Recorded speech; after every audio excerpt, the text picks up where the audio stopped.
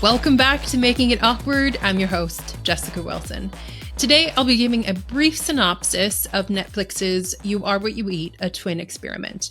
It's a reliable Netflix-style documentary series looking at the impacts of a vegan diet. Basically, I watched it and will give you the data and save you 3 hours if you don't want to watch it. The whole thing was pretty boring overall, though I think the data is good information for clinicians and those who are wondering whether and or how vegan diets are healthier. And for all the dietitians out there, yes, I think a lot of our clients will be asking us about it. First, thanks so much to Christine, K. Pavlak, and Plus Mommy for their reviews on Apple Podcasts, and those who have joined the Patreon. I had some good brainstorming sessions with Jen today and came up with some very fun giveaways for those who join. Now, what I think is most interesting about this Netflix documentary was how inconsistent they were in reporting the results of the twins featured. Later in this episode, I, a dietitian, will be talking about the results with Jen Jacobs, my fearless editor, and the one who made the corrections in last week's episode to Steve's misgendering of Lindo. We'll talk about whether the documentary made the case for us to be vegan, or in Jen's case, stay vegan.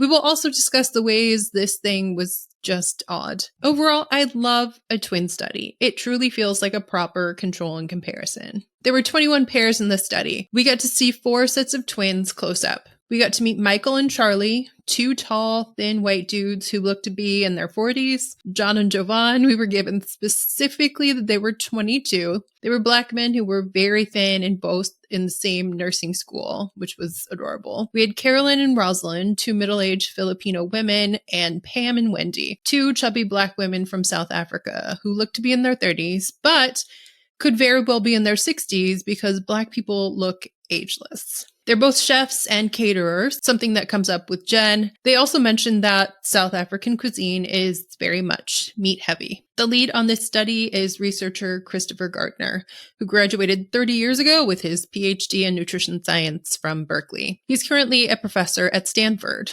One of the things that he's very into studying lately is what he calls stealth nutrition. His bio says that health professionals should be talking more about connections between food and 1, global warming and climate change, 2, animal rights and welfare, and 3, human labor abuses, and, for example, slaughterhouses. I don't know about y'all, but these topics are definitely not stealth to me. They're super clear and could sound like more of a PETA commercial at the doctor's office if all of a sudden we were talking about slaughterhouses, animal rights, and welfare. But that's just me. The documentary heavily features Miyoko's vegan cheese products and positions as Miyoko as an expert.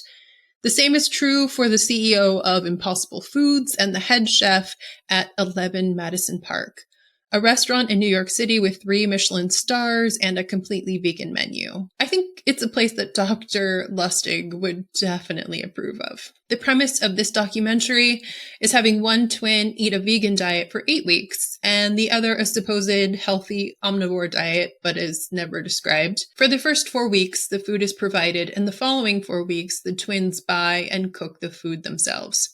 They are assessed at baseline and then at the end of 8 weeks. The study was looking at a variety of things, including body composition via a DEXA machine, visceral fat, body fat, and muscle mass, and then gut microbiome via their poop, and then also cognition, biological age, and then arousal in the female twins, but not the male twins, which was confusing. They get their workouts from a vegan personal trainer.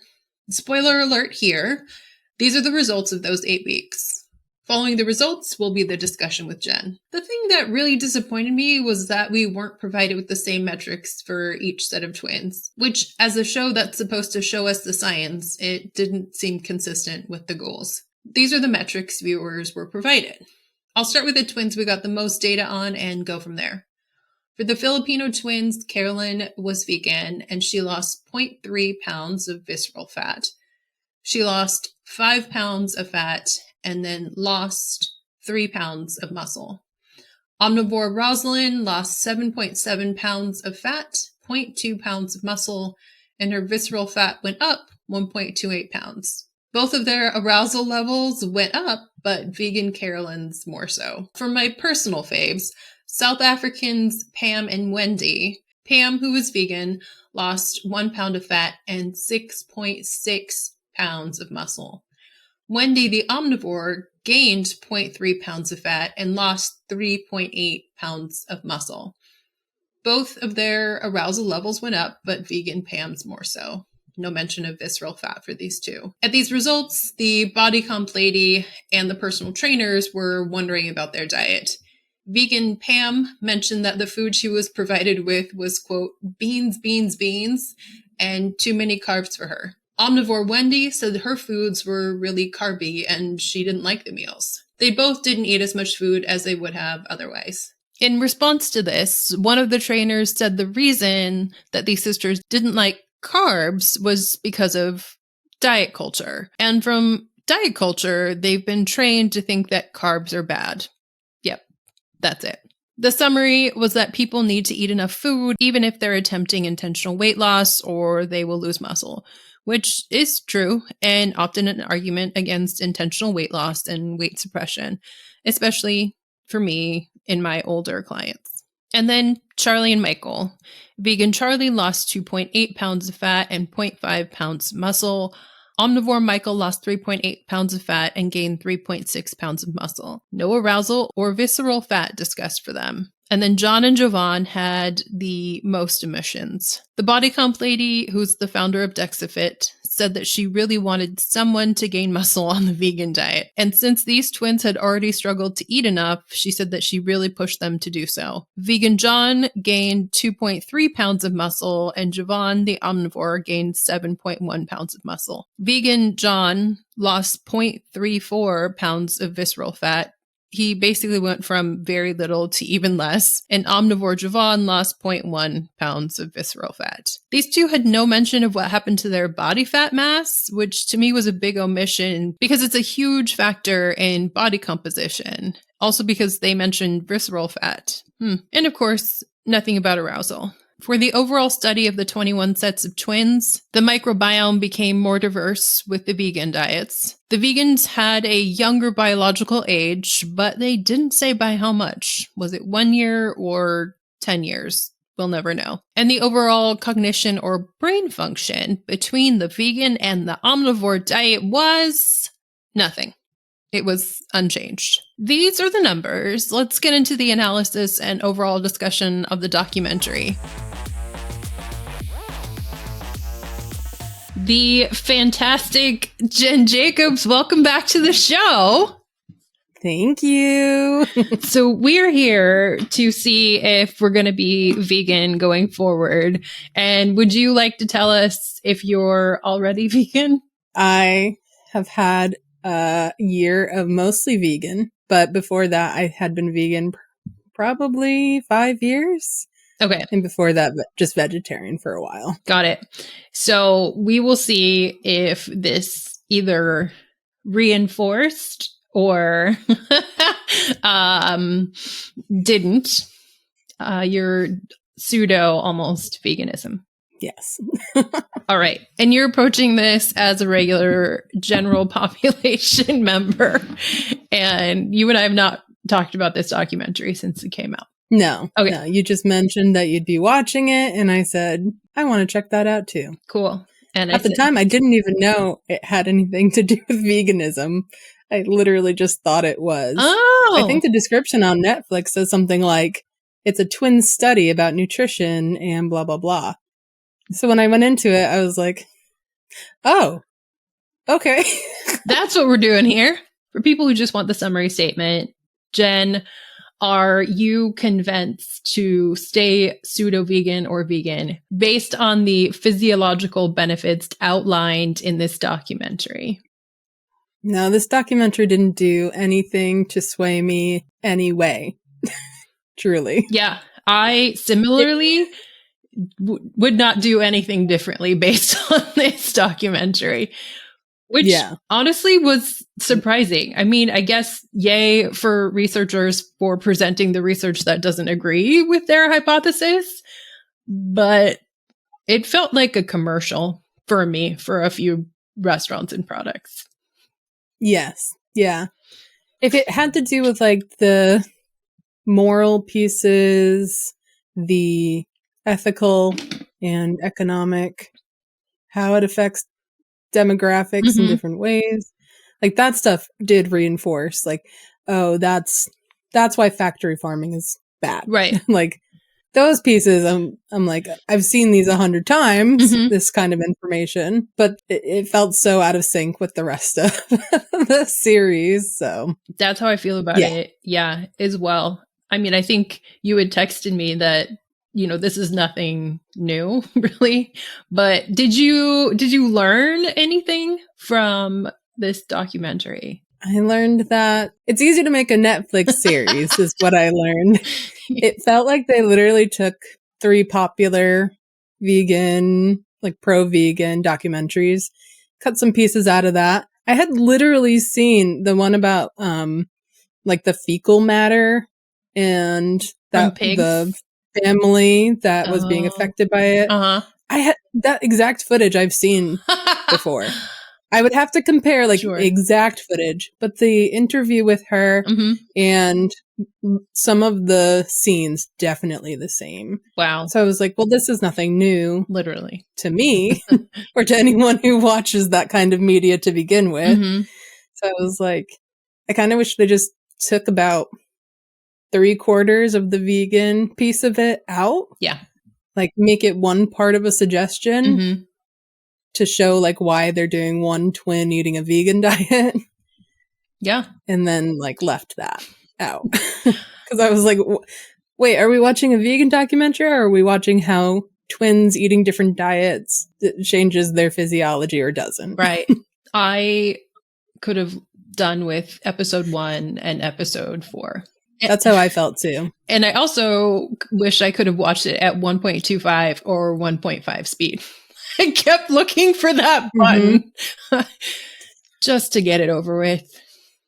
I watched the first 2 episodes and then I fell asleep towards the end of the second one. So I was like, I'm going to have to come back for these last 2. Yeah, it was a lot. One thing I think it did make the case for, you mentioned the, you know, moral and ethical reasons to not eat food from factory farms. I think it made the case to eat enough food. Yeah. There were some things that was like, BMI is bullshit, I think was an exact quote from one of the people from one of the companies that seemed like it was like a sell. Yes. But I was like, okay, I can get behind some of the things they're pointing out. I feel like if people wanted objective measurements on why eating enough food, even if you're trying to lose weight or whatever, is important, like this was a good documentary for that because they were testing body composition, muscle mass, fat mass, but it was like, oh, okay, this is good for that. Yeah. Something else I would watch this for is just how adorable 3 of the 4 like twins sets that were followed. I love them. The South African ones were my favorite. Absolutely. They're so freaking cute. Like the South African women, I like live in the Bay Area. I'm like, can I meet you and you can just talk to me about your life? They were so fun. I loved that. They were. 2 things that I learned were, 1, you can test arousal in like an outpatient setting. And also, I'm not sure if you can test like arousal objectively. So 1, there were people testing arousal. The women couples like went in to the office, took off their pants. It was all, I don't know what happened once they were in there, but they were watching porn and attempts to measure arousal. This researcher had used this method to test like sex toys and something else. So like these were the people that are doing like arousal studies. With the changes in arousal, the more interesting things for me was that Rosalind and Carolyn had talked about not choosing the right kind of porn to go in with. So, I'm not sure what type they had the first time, but then they were talking about like what was it, delivery guy? Delivery guy or like the repair man or something. Yeah. But you think if they're getting a baseline, mm-hmm. they would keep the porn the same right first and next. right Yeah. But that didn't happen. That was interesting. No. I also learned that there was a product called Germ Glow where you could spray like chicken. Yeah. Yes. And then they had the two Filipino women cook with raw chicken, and then they went with a black light around the room to see where all the chicken bits and germs were all over. I loved that. I was like, can you eat that stuff? They're getting awfully close to finishing the meal without knowing it's on there. Right. Maybe they knew not to eat it. Yes, they came in at the end and said we weren't going to let you eat that. But along like with that conversation, it was like 1 out of 5, like, pieces of chicken or like chicken that you'll buy has E. coli in it. And I run on the assumption that everything is potentially contaminated. I learned that people don't do that. So like cooking to a certain temperature is important because it can kill. Like the way they talked about E. coli, it was like, and you're going to die or get sick. And I'm like, no, that's what cooking to temperature like helps out with. Right. Yeah. All of our E. coli outbreaks have been like on lettuce or produce or like at a fast food restaurant that wasn't cooked to temperature. So it was kind of like, but also wash your hands. Otherwise you get all over your kitchen. Just wash your hands, people. Yeah, the food safety certification I have. Same. I'm very like, you have to watch those videos like over and over again, essentially. And it's like, wow, people just don't wash their hands after using the bathroom. And yes. And like in field work, when you're doing, like when you're the one picking like romaine lettuce and stuff like that, there's not always facilities in all of these places. So people just poop anywhere. Don't necessarily wash your hands and then continue picking. And that's why it ends up on a lot of, or like the fecal matter that's spraying running in the air off from the nearby farm. So like that's often how it ends up on plants. And people wash them less. You're not necessarily cooking them. So it can go really wrong there. But I hope people are cooking their chicken, especially chicken and pork. I think those are some of the worst. I mean, all of meat. All of meat. I'm very strong in the I am taking a risk if I'm getting a medium rare and I'm like playing the lottery. And I understand that. It's fine. Okay. Like, is it worth it? No. What do I have to do in the next week? Right. But that's just me. One of my other favorite, I guess 2 of my favorite parts was that Eric Adams, the mayor of New York City, was as an expert there. I kept trying to figure out like, what role are you playing here? Yeah, he was sitting up in that chair as an expert. We weren't like reviewing his life like we were the other people who were vegan. He was just, preaching from his expert chair. What? And he's also a pescatarian. I'm an official person, so listen to me. Okay? Yes. And then Cory Booker was also in the expert chair, and he had a couple lines that really stuck with me. He was talking about, food apartheid, food deserts, and food access. And he said, why isn't anybody talking about this? And I was like, first of all, you're anyone. Like, if there isn't anyone out there, you are the anyone who needs to be talking about this. 2, people have been talking about this for decades. You just haven't met them. So anyone is you, buddy. Come on. You have a choice in the matter. And then he had a great one at the end, like closing it out. It was talking about basically whatever healthy food is. And wouldn't it be great if we created incentives for like people to be growing more vegetables, basically, having more food access? And I'm like, yeah, it would. Like, am I going to do that? Or is that your literal job to be doing this? Right. I don't know what people elected you for in New Jersey, but my guess would be, this would be part of your job. And I don't know who you're asking with this, like, wouldn't it be, or why people aren't talking about. I feel like you don't know. Like, Yeah. we're not Hey, going to be able. if you call your representatives to ask for this, it might be a good idea. Oh, wait. Shoot. You. Who are you going to call? You. Like, come on. Yes, that was one of the weirder bits as well. Like, this documentary is not making the case that we can change things when the people who can literally change things don't know how to change things. Yeah.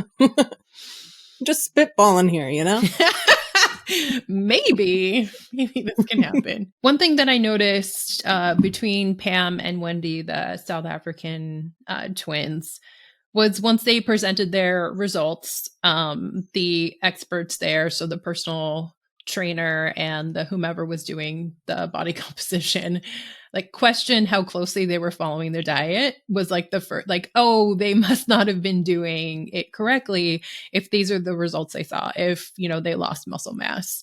And then this is your fault. Right. You couldn't have been doing this correctly because, yes, we're not seeing the results that we expected to see.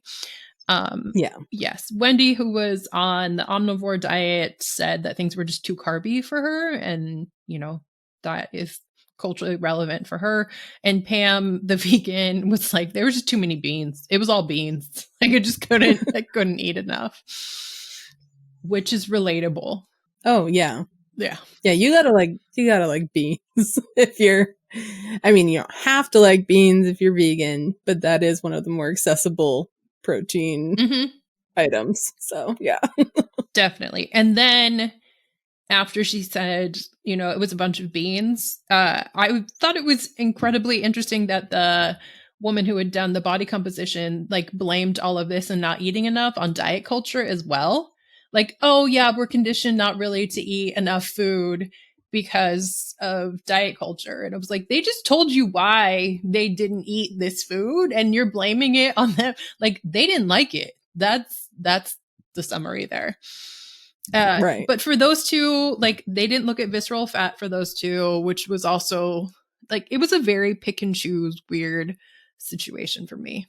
Oh, something else that they didn't mention was whether or not the calories were the same in the omnivore and vegan diet. I mean, in the end, because there was no, like, to me, significant change. In fact, like, some negative outcomes from this.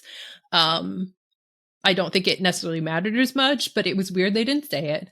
Yeah, because that's usually such a sticking point. Yeah, in for research comparison, and especially with muscle building and fat loss. Right. I feel like everybody's like, the only thing that matters is calories in and calories out. Mm-hmm. So, and they didn't mention, like, go back and forth between macronutrients. So how much protein is somebody getting versus another? That seemed like a big thing to have left out, in my opinion. Like, hey, trust us. These meals that we're giving them at first are definitely all balanced and great. But then we're going to make them follow a meal plan, and they better stick to it. But then we're going to let them for 2 last weeks. Yeah. Just have to figure it out on their own. So I hope they took notes on this thing. Right. There was a lot of dangerous language, and Christopher Gardner was, like, seemed like the lead researcher who was the one that was talking about the SAD diet. The whole time he would come up, I was like, the way he's talking to me like this, it really feels like he's trying to win me over. And I was like, I watch a lot of documentaries, and recently my fix has been about cults, because I just think psychologically they're very interesting. And I felt like, oh shoot, like, is this guy trying to start one? Because my first reaction is, wow, I don't believe a word that's coming out of your mouth just from your body language and, like, the way you're talking to me. So I was like, yep, there's an alarm bell there, even from the start. That's interesting. Clara Nozick had also mentioned that she was looking at cult documentaries and books, and maybe this is just a train that I, should get on. I feel like it's very interesting. Lustig kind of feels like he's wanting to start one as well with the way that he is talking and evangelizing food. Mitochondria. That's what they chant.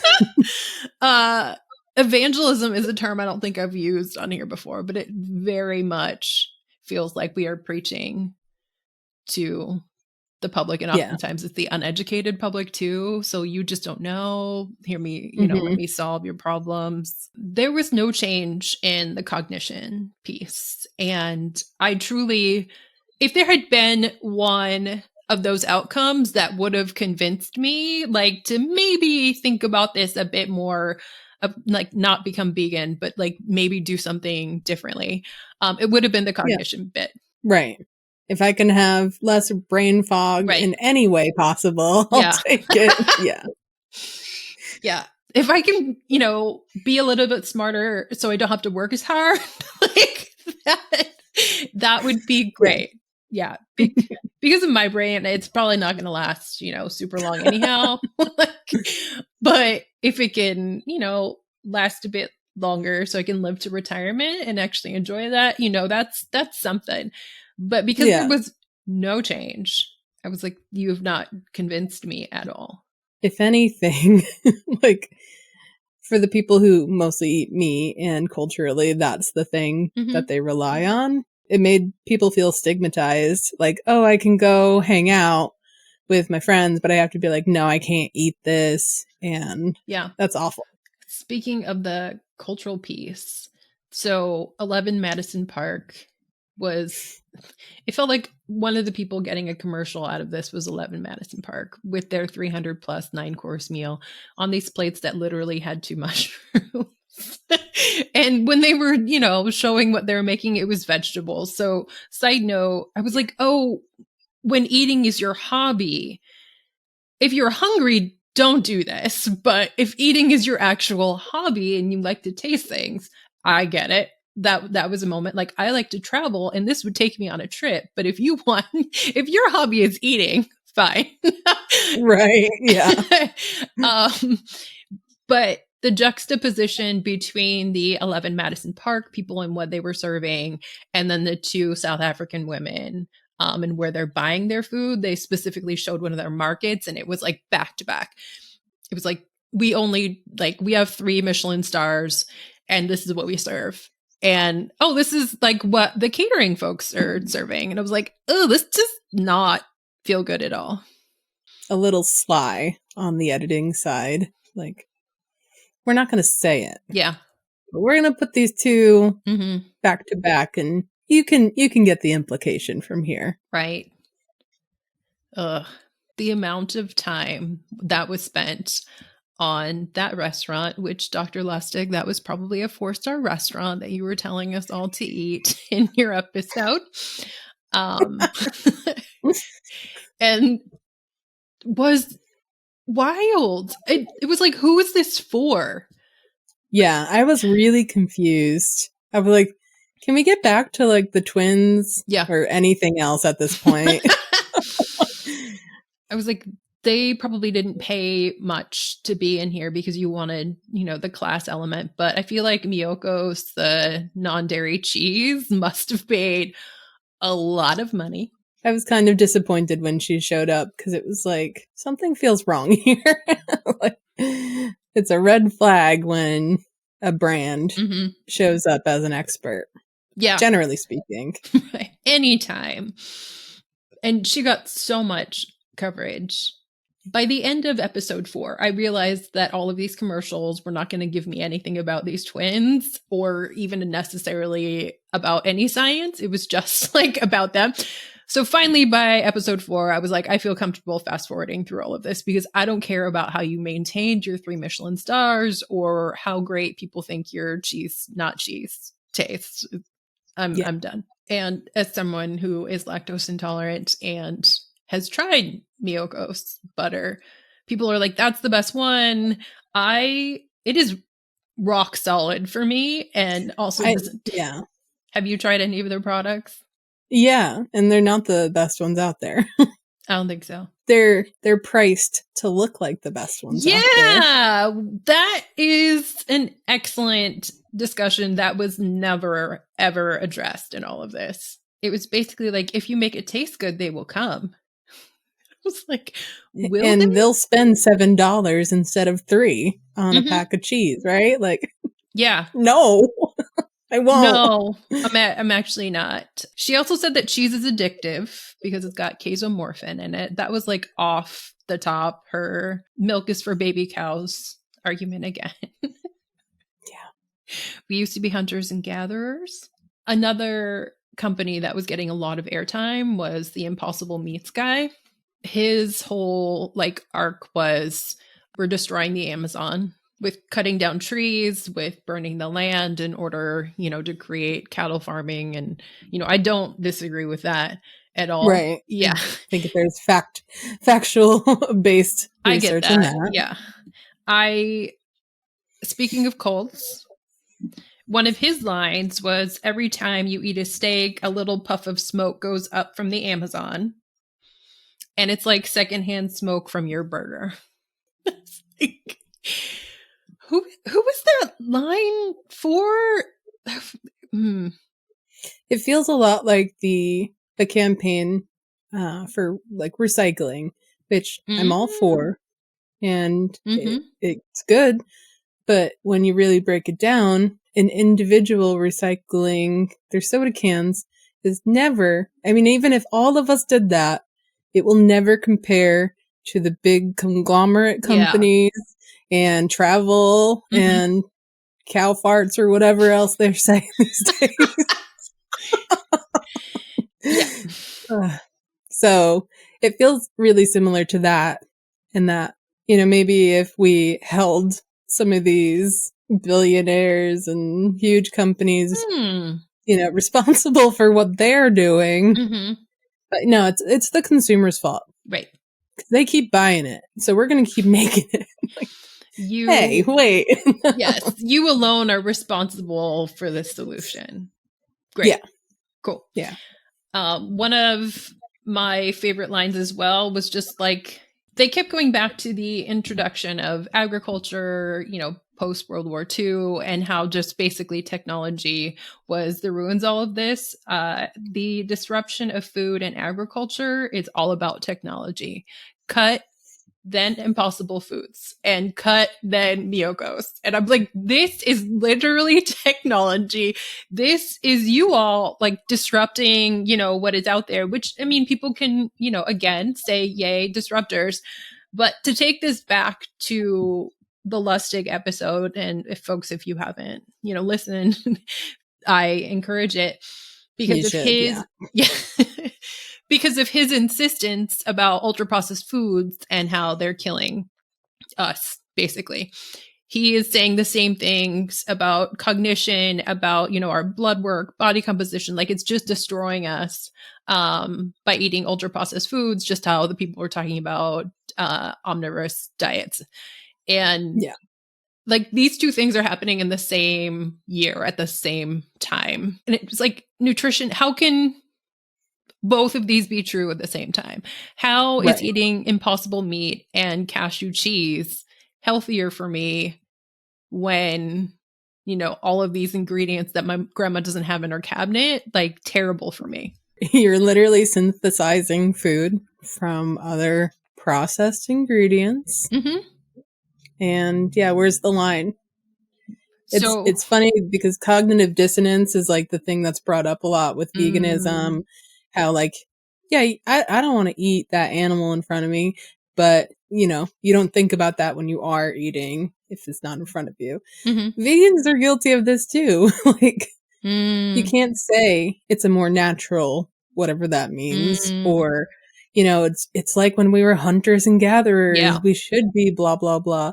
It's like, nope, there's cognitive dissonance there too. It's like, we got to find a dialectic here and make it accessible for people. Like, one thing I've heard is, I'd rather see folks be a bad vegan, quote unquote, than like feel alienated from it at all, like completely. So it's like, do it when you can, when it makes sense for you. But no matter what, the processed foods piece of it, it's only making food more accessible for all people. So Right, vegan or otherwise. don't demonize it. Ugh. Those two commercials. I'm calling them commercials. People understand. I mean, that's what they were. They were. Every time I saw that, because they would go through their processing plant and, try and they would show us and open up everything and how they're making these vegan, not meat substitutes. Even the egg people who were making the egg and the bacon said they were trying to honor the culture of meat. And I'm just like, first of all, what is this? Like, these are words that you're using that are incredibly unnecessary. And what is this meat culture? Whatever. And then, this is the, singular nutrition fact that was thrown in there that I picked up and actually Googled. It was like, mushrooms are very high in vitamin D. And I was like, what? Vitamin D is fat soluble. So that's got to be in something with fat. So I looked up one cremini mushroom has 1 international unit of vitamin D. My supplements have 1,000. If you're I'm taking 5,000 I use a day. Yeah. I'm on the East Coast is terrible for sunshine vitamin D. So right. People with darker skin. I am supplementing a ton. I cannot eat 2,000 because I take my supplement twice a day. I can't eat that many mushrooms. So yeah, it was all of these things that were facts and true. And it wasn't even fact. It was things that were true. And then things that were questionable, but also trying to convince me they were true, which was interesting again. Yeah. Another part that I noticed, or what it seemed to be, was this real lack of understanding amongst the white people about the racial implications of the situation. I think more than one time a white person said this, the runoff from farms or, what is happening in Black and brown communities as a result of factory farming, would never happen. The word was in a place with McMansions. And I was yes. It's not that it wouldn't happen. There would never be a, factory farm in these neighborhoods to begin with. You just don't understand how this works. Either they wouldn't develop there because they are aware of the existing factory farm. Yeah. Or they have enough money to lobby against a factory farm being built. And there you go. Money is the problem solver either way, ultimately. It's not that there wouldn't be one that wasn't being cleaned up, which is what it sounded like. It just wouldn't be there in the first place. Right. I really did enjoy the Black people that they interviewed who were either vegan or in Detroit and putting community farms there. Totally appreciated that. There was the statistic that percentage-wise, more Black people are becoming vegan. I don't think this has been mentioned much, and maybe it's kind of a non sequitur, but being a fat vegan personally it's a whole different, people look at you different. Tell me more. They couldn't possibly believe that I eat a vegan diet because I'm overweight, because I'm in a bigger body. And no, vegans are thin and they love to exercise. They don't eat all the quote unquote accidentally vegan Oreos and all the faux products that now exist. Yeah. So it is an interesting place when, you were saying, veganism is put in this evangelized way almost, where it's you will become the ultimate version of yourself and health is right there. And it's nope, you can be a fat vegan. You can be an unhealthy vegan in the sense of you don't necessarily have a good heart, just literally. I mean, no. You can be compassionate, but you might not have a good heart. You can have a good heart and not have a good heart. Yeah. That's enough to deter a lot of people, I think. I don't fit the mold. One of my very first patients, as a dietitian was somebody who came in with type 2 diabetes who just could not stop processing how this could happen because she's vegan, like over and over and over again. Basically, this should not happen to me. And like bodies are bodies. They're going to do what they're going to do. Yep. Some pieces are just genetic. Yeah. And that's where like that cultural piece plays a role. The piece where just like you individually have different needs than the next person. And that can be for a whole lot of reasons. And yeah, there's no one size fits all for these things. You can get diabetes even if you eat the healthiest, Sure. Lustig approved diet, you know?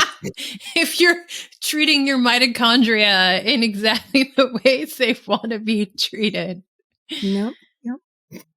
Yeah, I am glad that I asked Lustig about like oat milk and all of those other things. And he was like, saturated fat is neutral. Like, you don't have to worry about it. In this documentary, they were like, saturated fat will kill you.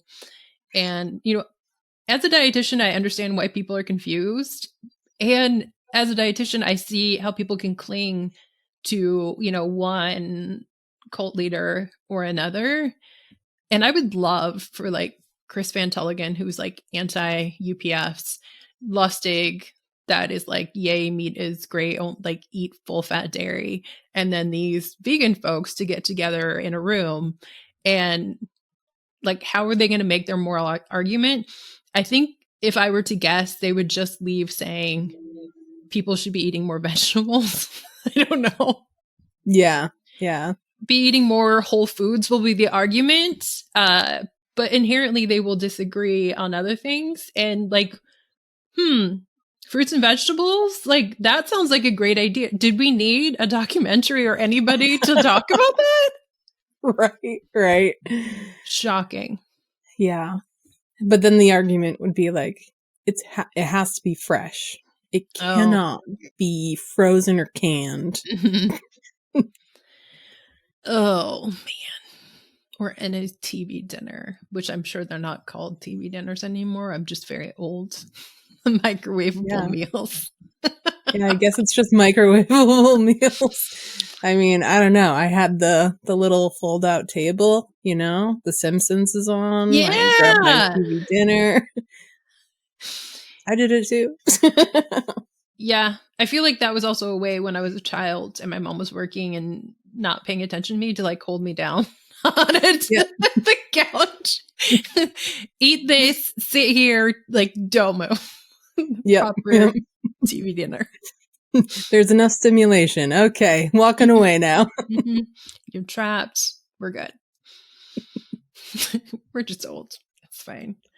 When I asked you on, I didn't realize how deep into the vegan lifestyle you were. And I think that makes it even more interesting and impactful for you to say, like, this did not sway me, you know? So thank you. Yeah. Yeah. Initially, I was like, I don't want to look like one of those people. Like, yeah, be vegan. Because I have some friends that'll be like, oh my God, I talked about eating meat in front of you. I'm so sorry. And I'm like, oh, I do not care at all. Like, I'm happy for people to eat what makes sense for them. And I don't put people down for not being vegan. But if they want to know more about it, I'm here as a resource. Like, accessibility is the key to anything. Like, just be there to educate people if they want to be educated. And maybe not go to PETA for your educational materials. Yeah.